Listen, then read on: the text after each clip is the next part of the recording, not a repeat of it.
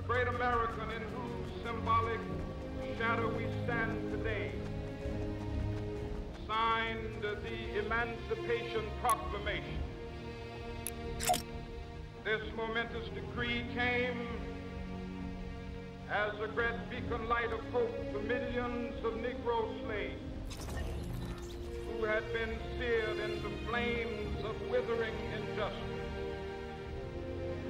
It came as a joyous daybreak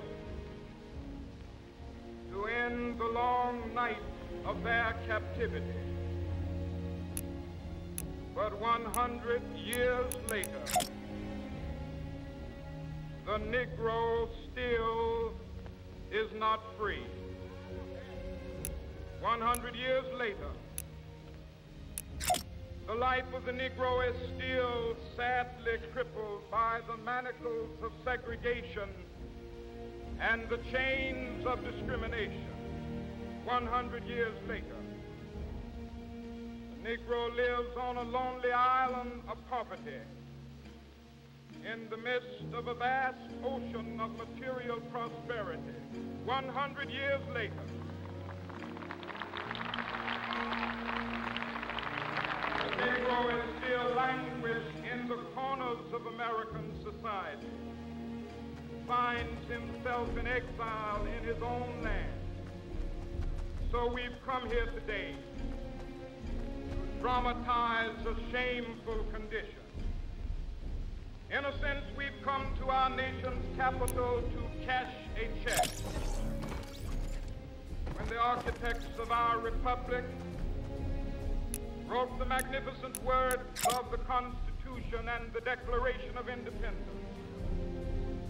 they were signing a promissory note to which every American was to fall heir.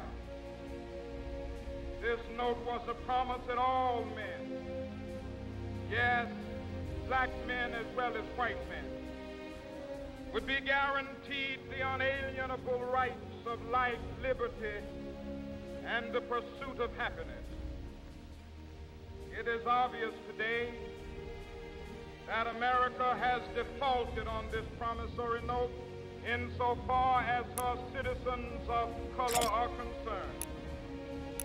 Instead of honoring this sacred obligation, America has given the Negro people a bad check, a check which has come back marked insufficient funds.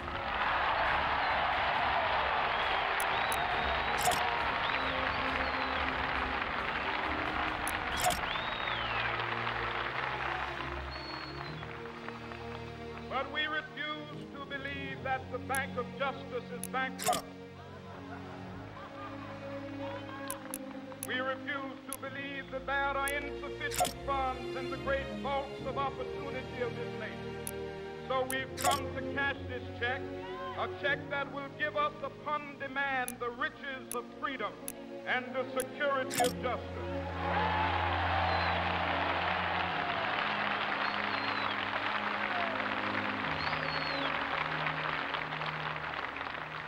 We have also come to this hallowed spot to remind America of the fierce urgency of now. This is no time to engage in the luxury of cooling off or to take the tranquilizing drug of gradualism.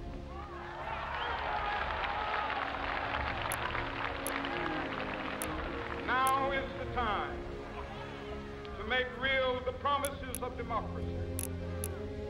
Now is the time to rise from the dark and desolate valley of segregation to the sunlit path of racial justice. Now is the time to lift our nation from the quicksands of racial injustice to the solid rock of brotherhood. Now is the time to make justice a reality for all of God's children. It would be fatal for the nation to overlook the urgency of the moment. This sweltering summit of the Negro's legitimate